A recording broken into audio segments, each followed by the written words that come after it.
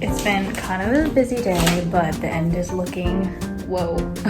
It's Friday, gotta get down on Friday. Did you take a pay cut moving to outpatient nursing? Hello friends, good morning. It's currently 6:20. Pretty much we have to leave because we're working a 12-hour shift today. It is the last one before the weekend, so I am kind of excited because this is a fun weekend. My best friend is flying to Seattle. Best part about this apartment is that we don't have rusty stairs like we did at the last one. I don't know, I think sometimes waking up early and like going to work is already hard, but then coming back from a vacation and being able to take a break is even harder. So kind of had a rough week, but it's the last one, so we're doing okay. I'm gonna unplug the baby. Glasses on. I actually went to the optometrist and they said that in your mid-20s, your vision can actually stabilize and it can get better. Are you guys okay? And surprisingly so, I got my vision tested and it did in fact get better. So I do need to get some new glasses that are less heavy of a prescription, but more to come. Wow, I really look like an egg today. Okay guys, here's the thing. We're not gonna wait for a good day to happen to us. We just have to go out there and get it. So we're gonna have a good day. I am saying this right now. It's gonna be a great shift. You guys know I work outpatient and most of the times I'd say we get out a little bit earlier than the 12 hours, but recently it's been the full 12 and sometimes a little bit extra because it's pretty unpredictable. Hopefully today will be a short one. So the first thing I do when I get to work is obviously clock in because homegirl gotta get paid. And then I realized that someone was eating at my desk and there's crumbs all over my keyboard, which is kind of gross, but no worries, we'll clean that with a purple wipe in just a sec. I always bring a lunch and pray that I get to eat it before 4 p.m, but sometimes it happens, sometimes it doesn't. Not me channeling good energy for this day. I get my own little locker, so I usually keep my shoes in there. I wear my street shoes and then just change into the ones at work. Sometimes I go to work in my own scrubs, sometimes I wear the scrubs at work. It really depends what I'm doing for that day. The mornings are incredibly busy. It's a lot of prepping. My coworkers and I get there about an hour before the patients arrive and we just have to get medications ready, set up the rooms, etc. In the mornings, my coworkers and I usually don't say a single word to each other because we're all kind of cranky, but we all are on autopilot and know exactly what our responsibilities are. At 7:30, that's when I grabbed my first patient. It went pretty smoothly. Usually our patients are pretty excited and happy to be seen by the doctor, so in general, spirits I would say are pretty high. This was a couple of hours later after seeing and rooming a couple more patients. On this day, I also found out that my grandparents in Taiwan finally received their vaccines and my parents sent me a picture. That's why I was so hyped. It's been kind of a busy day, but the end is looking, whoa. The end is near. Wow, we actually got done early. This is the end of the day. I believe it was around 5 p.m. or so.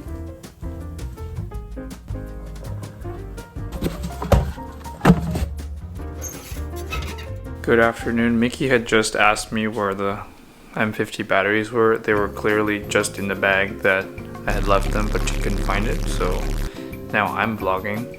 So I went to work this morning. Today is actually our program graduation date for all the graduating chiefs, and it happens to be also on a Friday. That's a holiday, so we only had to round and then take care of our patients since there were no scheduled clinics or cases. So now I'm back. I beat Miki home again. Most of graduation is actually over Zoom here, so I just logged in. Probably gonna grab a snack and listen in. Projects.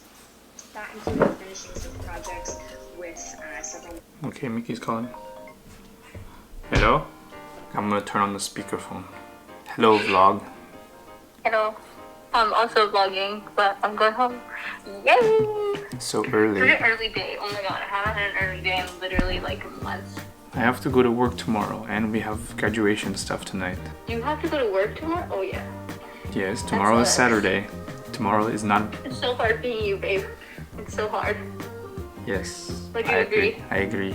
Today, this morning, I got no consults though. What a life. Okay, I'll be home soon. See you soon. Okay, I fixed my phone. You can see you can call me now and I have data.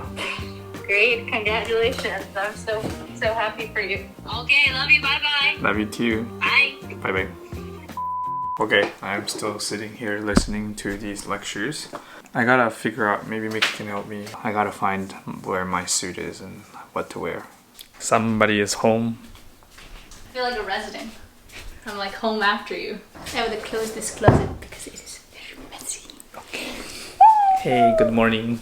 Ow. Ow! Your nose is so sharp. I'm hungry. Can you mix me something? Why are your keys on my tripod? What kind of system is that? It's a good place to It's hang not stuff. for your stuff. It's Friday. Gotta get down on Friday. Wow, we're like on the same wavelength. On the same Friday. Are we the same person? No, you're so much more successful and sleepful. Okay, Kevin's having a good time doing his thing. I'm gonna shower, get cleaned up, and then tonight's gonna be a long night for me. Not work, not nurse work, but we gotta edit, get a bunch of stuff done. My best friend's coming this weekend, so we gotta get the house ready. That's on a separate Zoom link, and I don't know. Should I wear a tie tonight? I just finished showering. We're now, I'm done showering too. Kevin lied to me and told me that he showered when he, in fact, did not. I said I was planning on showering, but I got too No, busy. you said, yeah, I was I like, did didn't you come- shower? And you were like, yes. And I was like, really? And No, you were I like, said no. no, you said yes. Are you kidding? Oh my god, you're so bad at lying. Kevin's like the worst liar. I did His not whole lie. his face gives it away. Thank you so much to 𝘀cie𝗰𝗶 for sponsoring today's video. 𝘀cie𝗰𝗶 is actually the leading connected service for medication management. I'm sure we all have that personal experience, whether it's yourself, a family member, someone who has to stay on top of their medications. We all have really, really busy lives. There are a lot of things to stay on top of, and it's very difficult to remember every single little thing. Doses can get missed or refills get missed. It's a huge issue in the healthcare industry. Yes. I mean, it's hard to help your patients if you don't know if they're reliably taking their medications. Right. I think the number is that 50% of patients don't take their medications correctly. The great thing about 𝘀cie𝗰𝗶 is that it essentially liberates you from having to be responsible for remembering your own medications, your own schedule. So the 𝘀cie𝗰𝗶 membership actually includes a variety of different things. This device can store, sort, and dispense up to 90-day supply of up to 10 medications. The membership also includes a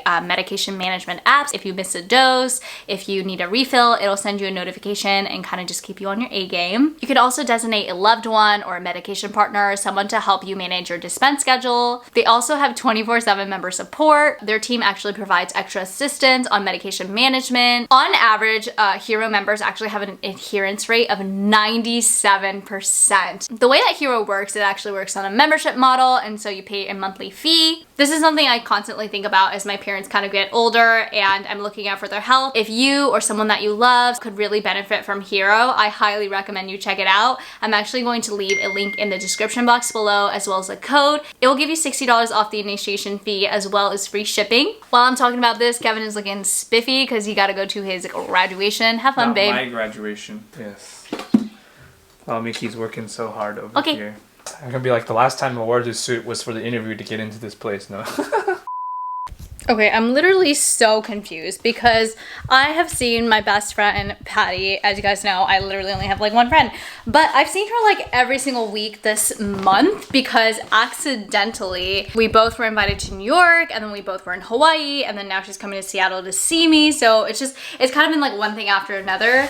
And I literally just saw her like 2 days ago, and I don't know why she sent me a present, but I just opened the box and I was like, I didn't order anything from Nordstrom. It says, a gift for you, bestie, never forget, I always have your back. Pat, pat.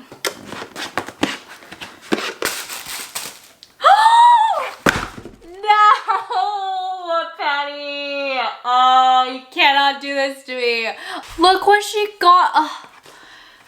I cannot with you, Patty. It's a Longchamp backpack that she knows that I've wanted for forever, and I keep saying I'm gonna get it and then I just never get it because I don't like to buy stuff for myself. Remember how I kept telling you guys that I have like no friends except you guys are of course my friend, but I had no friends IRL. Patty and I have like known each other for years now, but I feel like we really did become really close until this past year, and now she's like my literal favorite human alive. We're always on the same like wavelength.